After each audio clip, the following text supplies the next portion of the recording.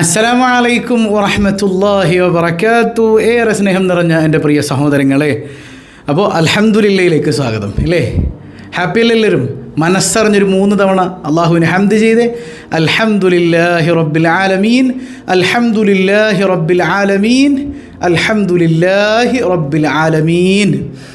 ഈ ഹംദിൻ്റെ ബറക്കത്ത് കൊണ്ട് നമ്മുടെ ജീവിതത്തിലുടനീളം അള്ളാഹു സന്തോഷ സൗഭാഗ്യങ്ങൾ നിറച്ചു നൽകുമാറാകട്ടെ.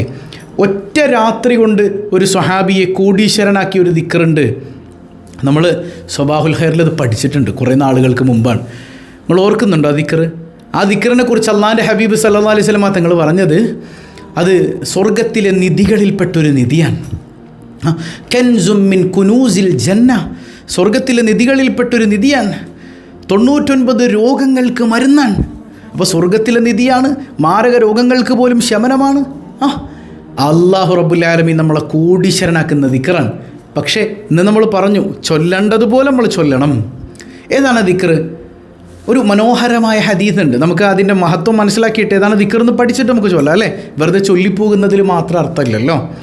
അപ്പോൾ ഔഫ് ബിൻ മാലിക് റളിയല്ലാഹു അൻഹുവിൻ്റെ മകനെ ശത്രുക്കൾ ജൂതന്മാർ തട്ടിക്കൊണ്ടുപോയി. അവർ കൊണ്ടുപോയി തടവിലാക്കി. നേരെ വന്ന് പരാതി പറയാണ്, സങ്കടം പറയാണ്. ആരോട്? മുത്ത് നബിയോട്. എന്തോടെ അള്ളാഹിനോട് പറയായിരുന്നില്ലേ? ഇത് ഇങ്ങനെയൊന്നും ചോദിക്കുന്ന വിവരദോഷികളൊന്നും ഉണ്ടായിരുന്നില്ല. അവർക്കറിയാം കാര്യങ്ങളൊക്കെ. മുത്ത് ഹബീബ് സല്ലല്ലാഹു അലൈഹി വസല്ലം തങ്ങളുടെ അടുക്കലേക്ക് വരികയാണ്. യാ റസൂലല്ലാഹ്, എൻ്റെ കുട്ടി അവർ തട്ടിക്കൊണ്ടുപോയി നബി, ഞാൻ എന്ത് ചെയ്യണം? ഹബീബായ സല്ലല്ലാഹു അലൈഹി വസല്ലം തങ്ങൾ പറയുന്നുണ്ട്, നിങ്ങൾ ഭാര്യയോട് പോയി പറയാം, നിങ്ങൾ 2 പേരും ചൊല്ലിക്കോ. ആ മനോഹരമായ ദിക്ർ പറഞ്ഞു കൊടുക്കുകയാണ്. ഏതാണ് ദിക്ർ? ലാ ഹൗല വലാ ഖുവത ഇല്ലാ ബില്ലാഹ്, ലാ ഹൗല വലാ ഖുവത ഇല്ലാ ബില്ലാഹ്, ലാ ഹൗല വലാ ഖുവത ഇല്ലാ ബില്ലാഹ്. അല്ലേ, നമുക്കൊക്കെ അറിയുന്ന ദിക്റാണ്. അങ്ങനെ ഒന്ന് ആലോചിച്ച് നോക്കിയേ, ശത്രുക്കൾ തട്ടിക്കൊണ്ടുപോയപ്പോൾ അവരോട് മുത്തുനബി പറഞ്ഞു കൊടുക്കുന്ന മന്ത്രമാണ്. നമുക്ക് പട്ടാളമായിട്ട് പോയി അറസ്റ്റ് ചെയ്യുക അല്ലെങ്കിൽ പിടിച്ചടക്കാനൊന്നുമല്ല. മനസ്സിലാകുന്നുണ്ടോ? അത്ര പവർഫുൾ മന്ത്രമായതുകൊണ്ടാണ് മുത്തുനബി അത് പഠിപ്പിച്ചു കൊടുക്കുന്നത്. ലാ ഹൗല വലാ ഖുവത ഇല്ലാ ബില്ലാഹ്. ഞാനൊന്നുമല്ല എന്നാണ് അതിൻ്റെ ആശയം. എല്ലാം എന്ത് നടക്കുന്നു അതൊക്കെ അള്ളയാണ് നടത്തുന്നത്. ലാ ഹൗല വലാ ഖുവത ഇല്ലാ ബില്ലാഹ്. അങ്ങനെ ഭാര്യയും ഭർത്താവും 2 പേരും സ്വഹാബാക്കളാണ്. നിങ്ങൾ മനസ്സിലാക്കണം. അവരിങ്ങനെ ഖിബലയിലേക്ക് തിരിഞ്ഞ് വുളു എടുത്തിരുന്ന് ഈ ദിക്ർ ഇങ്ങനെ ചൊല്ലാൻ തുടങ്ങി. അപ്പോൾ ശത്രുപാളയത്തിൽ സംഭവിക്കുന്നത് എന്താണ്? അവരുടെ മകൻ ചാടി എഴുന്നേൽക്കുന്നുണ്ട്. ചാടി എഴുന്നേറ്റിട്ട് ഇങ്ങനെ നോക്കുമ്പോൾ ശത്രുക്കളൊക്കെ ഇങ്ങനെ മദ്യലഹരിയിലാണ്. അപ്പോൾ അവരെയൊക്കെ അടിച്ചു വീഴ്ത്തിയിട്ട് ആ ചെറുപ്പക്കാരൻ ഇങ്ങനെ നടക്കുന്നുണ്ട്. സുബ്ഹാനല്ലാഹ്, നാഫിഅ റളിയല്ലാഹു അൻഹു നടക്കുന്നുണ്ട്. പിന്നിലേക്ക് നോക്കുമ്പോൾ എന്താണ്? അവിടെ ആയിരക്കണക്കിന് ആടുകളും ഒട്ടകങ്ങളും ഒക്കെ ഉണ്ട്. ആ ആടുകളും ഒട്ടകങ്ങളും ഒക്കെ ഈ മഹാൻ്റെ പിന്നാലെ ഇങ്ങനെ വരികയാണ്. അങ്ങനെ സുബ്ഹിയോർ അടുക്കുന്ന സമയത്ത് വാതിൽക്കലൊരു മുട്ട്. വീട്ടിൽ ഔഫ് ബിൻ മാലിക് റളിയല്ലാഹുവിൻ്റെ വീട്ടിൽ വാതിലിങ്ങനെ തുറന്നു നോക്കുമ്പോൾ തങ്ങളുടെ പ്രിയപ്പെട്ട മകനതാ മുമ്പിൽ നിൽക്കാൻ. ഉമ്മയും ബാപ്പയും ഇങ്ങനെ അത്ഭുതപ്പെട്ടു പോവാൻ. മകനിങ്ങനെ സലാം പറയാണ്. സലാം പറഞ്ഞുകൊണ്ട് ഇങ്ങനെ തിരിഞ്ഞു നോക്കുമ്പോണ്ട് ഈ മകൻ്റെ പിന്നിലതാ തെരുവ് നിറയെ 4000-ൽ പരം ആടുകൾ ഇങ്ങനെ നിറഞ്ഞു നിൽക്കുന്നു. ഒട്ടകങ്ങൾ, 100 കണക്കിന് ഒട്ടകങ്ങൾ നിറഞ്ഞു നിൽക്കുന്നു. മോനെ എന്താണ് ഈ സംഭവിച്ചത്? എന്താ സംഭവിച്ചത്? അപ്പോൾ മകൻ പറയുന്നുണ്ട്, ഉപ്പാ, ഇന്നാലിന്ന സംഭവങ്ങളാണ്. രാത്രി ഞാനിങ്ങനെ ഞെട്ടി നോക്കുമ്പോൾ ഇവരെല്ലാം മദ്യലഹരിയിലാണ്. എനിക്ക് വളരെ എളുപ്പത്തിൽ അവരെ തോൽപ്പിക്കാൻ കഴിഞ്ഞു. എൻ്റെ പിന്നാലെ ഈ ആടുകൾ ഒട്ടകങ്ങളൊക്കെ ഇങ്ങ് പോന്നു. വല്ലാത്തൊരു സന്തോഷം. എന്താ ചെയ്തിട്ടുള്ളൂ ഈ വാപ്പയമ്മയും? ഈ അത്ഭുത ദിക്റൊക്കെ ചൊല്ലിയിട്ടേ ഉള്ളൂ. ഓടിപ്പോണില്ല ഹദറത്ത് റസൂലില്ല സല്ലല്ലാഹു അലൈഹി വസല്ലം. നിസ്കാരമൊക്കെ കഴിഞ്ഞിട്ട് സുബ്ഹിയൊക്കെ കഴിഞ്ഞ് മുത്തുനബിയോട് പറയുന്നുണ്ട്, ഹബീബായ തങ്ങൾ പറഞ്ഞു, ഇത് നിങ്ങൾക്കുള്ള സ്വത്താണ്, നിങ്ങൾക്കുള്ള സമ്പാദ്യമാണ്. എന്തേ ചെയ്തിട്ടുള്ളൂ? ലാ ഹൗല ചൊല്ലിയിട്ടേ ഉള്ളൂ. അപ്പം ലാ ഹൗല ചൊല്ലി ഒറ്റ രാത്രി കൊണ്ട് ഒരാട് പോലും ഇല്ലാതിരുന്ന മനുഷ്യൻ 4000-ൽ പരം ആടിൻ്റെ ഉടമയായി എന്ന് പറഞ്ഞാൽ കോടീശ്വരനാക്കിയത് ഒറ്റ രാത്രി കൊണ്ടല്ലേ ആ ദിക്ർ? അല്ലേ? പക്ഷേ നമ്മൾ ചൊല്ലണത് പോലെയല്ല. സ്വഹാബത്ത് ഇത് ചൊല്ലുമ്പോൾ അള്ളാഹു വില്ലയിച്ച് എനിക്കാരുമില്ല, ഞാനിവിടെ തോറ്റ് കിടക്കണം, ഞാൻ നിൻ്റെ വെറും അടിമയാണ് പഠിച്ചോൻ, എന്നെക്കൊണ്ട് ഒരു ചെറുവിരൽ അനക്കാൻ പോലും കഴിയില്ലല്ല, എല്ലാം നിയന്ത്രിക്കുന്ന ശക്തനായ റബ്ബ് നീ മാത്രാണല്ലാ. ലാ ഹൗല വലാ ഖുവത ഇല്ലാ ബില്ലാഹിൽ അലിയിൽ അലീം എന്നും ചേർക്കാം. മനസ്സിലാവുന്നുണ്ടോ? അത്ര അത്ഭുതകരമായ ദിക്ർ. എത്ര വലിയ പ്രയാസത്തിൽ നമ്മൾ പെട്ടുകിടക്കുന്നുണ്ടെങ്കിലും അവിടെ നിന്ന് കൈപിടിക്കുന്ന ദിക്ർ, അത്ര വലിയ അതിമനോഹരമായ അത്ഭുതങ്ങൾ നിറഞ്ഞ ദിക്റാണ്. അല്ലാഹു റബ്ബുൽ ആലമീൻ ഇത് ചൊല്ലാൻ തൗഫീഖ് ചെയ്യട്ടെ. മനസ്സറിഞ്ഞ് 33 തവണ, കൂടുതലൊന്നും വേണ്ട, ഒരു 33 തവണ നമുക്കൊന്ന് ചൊല്ലിയാലോ? റെഡിയല്ലേ നിങ്ങൾ?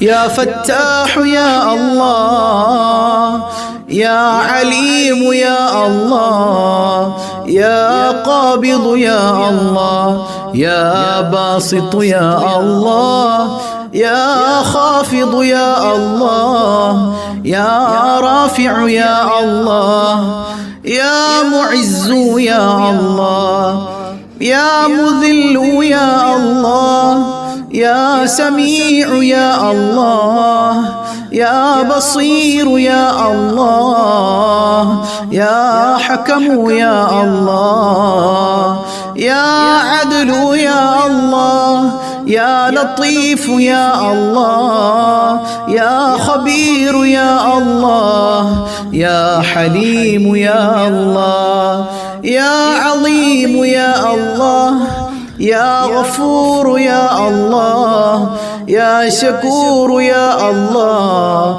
يا علي يا الله يا كبير يا الله يا حفيظ يا الله يا مقيت يا الله يا حسيب يا الله يا جليل يا الله يا كريم يا الله يا رقيب يا الله يا مجيب يا الله يا واسع يا الله يا حكيم يا الله يا ودود يا الله يا مجيد يا الله يا باعث يا الله يا شهيد يا الله يا حق يا الله يا وكيل يا الله يا قوي يا الله يا متين يا الله يا ولي يا الله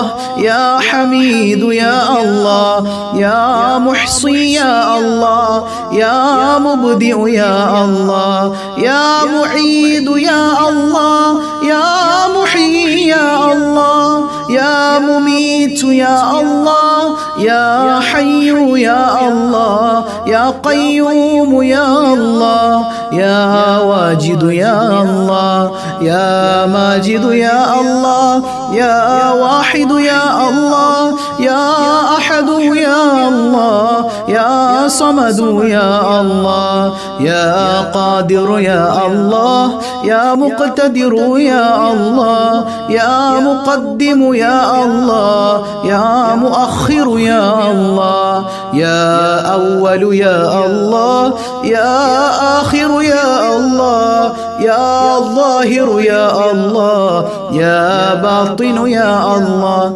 يا والي يا الله يا متعالي يا الله يا بر يا الله يا تواب يا الله يا منتقم يا الله يا عفو يا الله يا رؤوف يا الله يا مالك الملك يا الله يا ذا الجلال والإكرام يا الله يا مقسط يا الله يا جامع يا الله يا غني يا الله يا مغني يا الله يا مانع يا الله يا ضار يا الله يا نافع يا الله يا نور يا الله يا هادي يا الله يا بديع يا الله يا باقي يا الله يا وارث يا الله يا رشيد يا الله يا صبور يا الله الذي لم يلد ولم يولد ولم يكن له كفوا أحد. الحمد لله الحمد لله. അള്ളാഹു കബൂൽ ചെയ്യുമാറാകട്ടെ, അള്ളാഹു കബൂൽ ചെയ്യുമാറാകട്ടെ. എല്ലാ സങ്കടങ്ങളിൽ നിന്നും അള്ളാഹു കാവൽ നൽകട്ടെ. അള്ളാഹനെ പ്രണയിക്കാനുള്ള തൗഫീക്ക് നൽകി പടച്ചവൻ നമ്മൾ അനുഗ്രഹിക്കട്ടെ. ഏറ്റവും വിശിഷ്ടമായ യാ അക്രമ ബൈത്തു സ്വലാത്തൊന്ന് നമുക്ക് ചൊല്ലണം. യാ അക്രമൽ ഖൽഖി മാ ലിമൻ അലൂദു ബിഹി സിവാക ഇൻദ ഹുലൂലിൽ ഹദീസിൽ ആമീമി മൗലായ സ്വല്ലി വസല്ലിം ദായിമൻ അബദാ അലാ ഹബീബിക ഖൈറിൽ ഖൽഖി കുല്ലിഹിം ولن يضيق رسول الله جاهك بي إذا الكريم تحالى باسمي منتقم مولاي صل وسلم دائما أبدا على حبيبك خير الخلق كلهم فإن من جودك دنيا وضرتها ومن علومك علم اللوح والقلم مولاي صل وسلم دائما أبدا على حبيبك خير الخلق كلهم يا نفس لا تقنطي من زلة عظمت إن الكبائر في الغفران كالأمام مولاي صل وسلم دائما أبدا على حبيبك خير الخلق كلهم لعل رحمة ربي حين يقسمها تأتي على حسب العصيان في القسم مولاي صل وسلم دائما أبدا على حبيبك خير الخلق كلهم يا ربي واجعل رجائي غير منعكس لديك واجعل حسابي غير منخرم جل مولاي صل وسلم على حبيبك خير الخلق كلهم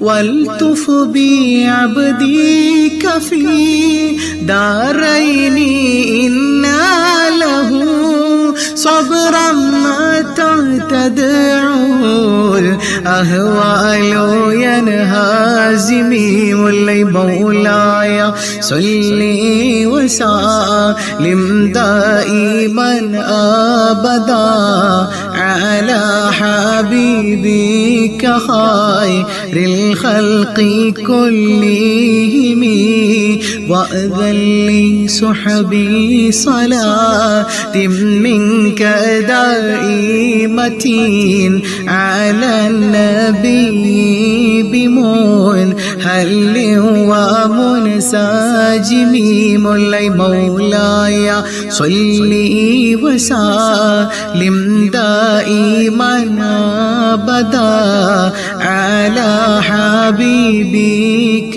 خير الخلق كلهم والآل والصحب ثم التابعين لهم أهل التقى والنقى والحلم والكرم جل مولاي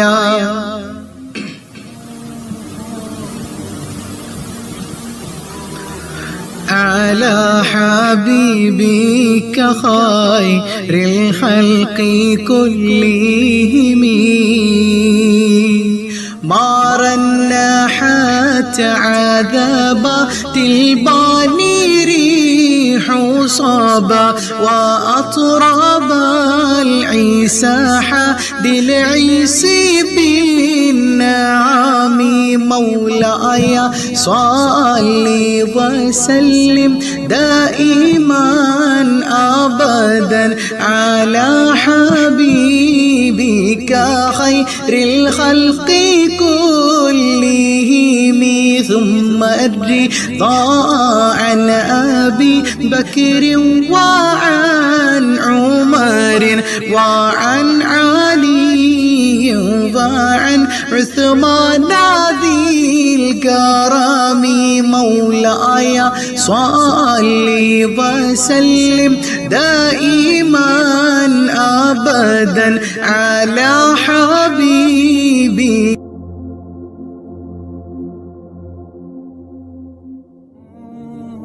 سعد سعيد زبير طلحة وأبي عبيدة وابن عوف عشير الكرم مولاي صل وسلم دائما أبدا على حبيبك خير الخلق كلهم يا ربي بالمصطفى بلغ مقاصدنا واغفر لنا ما مضى يا واسع الكرم يا ربي بالمصطفى بلغ مقاصدنا واغفر لنا ما مضى يا واسع الكرم يا ربي بالمصطفى بلغ مقاصدنا واغفر لنا ما مضى يا واسع الكرم مولاي صل وسلم دائما أبدا على حبيبك خير الخلق كلهم അൽഹംദുലില്ലാ അൽഹംദുലില്ലാ. ഒരുപാട് ആളുകളാണ് ദുആ കൊണ്ട് വസിയത്ത് ചെയ്തിട്ടുള്ളത്. എല്ലാവരുടെയും മുറാദുകൾ അല്ലാഹു ഹാസിലാക്കട്ടെ, എല്ലാവരുടെയും സങ്കടങ്ങൾ അല്ലാഹു നീക്കുമാറാകട്ടെ. അൽഹംദുലില്ലാഹ് അൽഹംദുലില്ലാഹി റബ്ബിൽ ആലമീൻ. اللهم صل على سيدنا محمد وعلى آل سيدنا ومولانا محمد. അർഹമുറാഹിമായ കരുണക്കടലായ അല്ലാഹ്, പടച്ചവനെ നീ സ്വീകരിക്കണേ തമ്പുരാനെ. ഈ അൽഹംദുലില്ലാ എന്ന സദസ്സ് നീ കബൂൽ ചെയ്യണേ അല്ലാഹ്, നീ കബൂൽ ചെയ്യണേ അല്ലാഹ്. നീ തഴഞ്ഞാൽ ഞങ്ങൾക്ക് പോകാൻ ഒരിടമില്ല അല്ലാഹ്. ഞങ്ങൾ ചൊല്ലിയ അദ്കാറുകൾ ബൈത്തുകൾ സ്വീകരിക്കണേ അല്ലാഹ്. ഹായിബാക്കല്ലേ അല്ലാഹ്, തട്ടിക്കളയല്ലേ അല്ലാഹ്. മനസ്സിലുള്ള സങ്കടങ്ങൾ ഏറെയുണ്ട്, എല്ലാ സങ്കടങ്ങളും അകറ്റണേ അല്ലാഹ്. മുറാദുകൾ അറിയുന്ന തമ്പുരാനെ, ഞങ്ങളുടെ കണ്ണുനീർ നീ തുടയ്ക്കണേ അല്ലാ, നീ തുടയ്ക്കണേ അല്ലാ. അർഹമുറാഹിമായ റബ്ബേ, കുടുംബത്തിൽ സമാധാനം നൽകണേ അല്ലാ, ഇണകളെ നന്നാക്കണേ അല്ലാ, ഐക്യം നൽകണേ അല്ലാ. എത്രയെത്ര അസുഖബാധിതരാണ്, പരിപൂർണ ശിഫാ നൽകണേ അല്ലാ. തളർന്നു പോകുന്ന രോഗങ്ങൾ നൽകല്ലേ അല്ലാ. ഹോസ്പിറ്റലുകളിൽ അഡ്മിറ്റ് ആയവരുണ്ട്, ക്യാൻസർ ട്യൂമർ കൊണ്ട് പ്രയാസപ്പെടുന്നവരുണ്ട്. എല്ലാവർക്കും പരിപൂർണ ശിഫാ നീ നൽകണേ അല്ലാ. പടച്ചവനെ, ഞങ്ങളുടെ പൊന്നുമക്കളെ നന്നാക്കണേ അല്ലാ.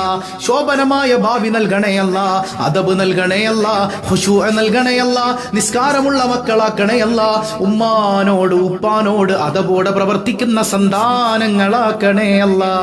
യാ റബ്ബനാ യാ റബ്ബനാ. പരീക്ഷകളിലും പരീക്ഷണങ്ങളിലും ഉന്നത വിജയം നൽകണേ അല്ലാ. മക്കളില്ലാത്തവർക്ക് സന്താനങ്ങളെ നീ നൽകണേ അല്ലാ. ഗർഭിണി ഗർഭിണികൾക്ക് സുഖപ്രസവം നൽകണേയല്ല. പടച്ചവനെ ഞങ്ങളുടെ കുടുംബങ്ങളിൽ സമാധാനം നിലനിർത്തണേയല്ല, ഐക്യം തരണേയല്ല. സിഹറുകൾ കണ്ണേറുകൾ ബാത്തുലാക്കണേയല്ല. കച്ചവടങ്ങളിൽ തൊഴിലുകളിൽ ബറക്കത്ത് ചെയ്യണേയല്ല, സമാധാനം നൽകണേയല്ല. ജോലി സംബന്ധിയായ പ്രശ്നങ്ങൾ അനുഭവിക്കുന്നവരുണ്ട്, ബാത്തുലാക്കണേയല്ല. പടച്ചവനെ പ്രവാസ ലോകത്ത് കഷ്ടപ്പെടുന്നവർ, ഇഖാമയും വിസയും അതുപോലെ തന്നെ ലൈസൻസിനും ഒക്കെ വേണ്ടി കാത്തിരിക്കുന്നവർ എല്ലാവർക്കും നീ ഖൈർ നൽകണേയല്ല, കാര്യങ്ങൾ എളുപ്പമാക്കണേയല്ല. വിവാഹപ്രായമെത്തിയവരുണ്ട്, അനുയോജ്യരായ ഇണകളെ നീ നൽകണേയല്ല, നീ നൽകണേ തമ്പുരാനെ. എത്രയോ അനുഗ്രഹങ്ങൾ നീ ഞങ്ങൾക്ക് ചെയ്തിട്ടും നന്ദികേട് തിരിച്ചു ചെയ്തവരാണല്ലോ അല്ലാ.